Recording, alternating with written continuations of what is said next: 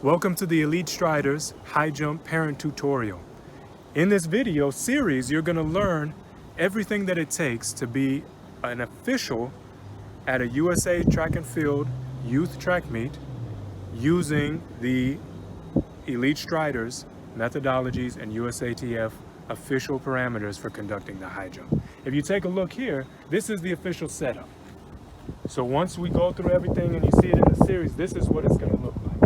Let's go ahead and start over here from the side. We have our flag set out for our judge, our official, who's in charge of the red and white flags.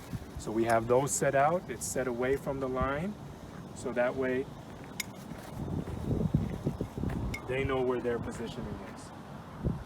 We also have our indicator line. Let me remove this piece of tape. We have our indicator line, which shows us where the plane is. We have our standards. They've been preset.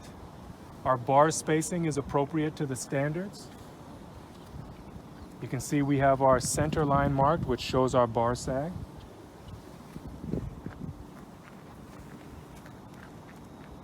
Same on this side here, pre-spacing with the standards. Our standard is boxed, so if there's any type of movement of the standard itself, we know exactly where to put that back into place. Our indicator line here continues 3 meters out.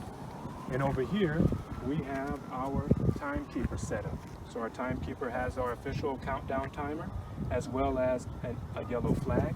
If the countdown timer is not there, then the timekeeper will use a standard stopwatch. This here is the high jump measuring stick, and it's used to measure the bar height in all jump intervals and sequences. The cone that we walked past earlier is an indication to the athlete that the high jump pit is not open. Once we remove the cone, then the high jump pit is open. So after you go through this video series, you will learn how to set all of this up. You will learn the various job functions and roles and responsibilities of each.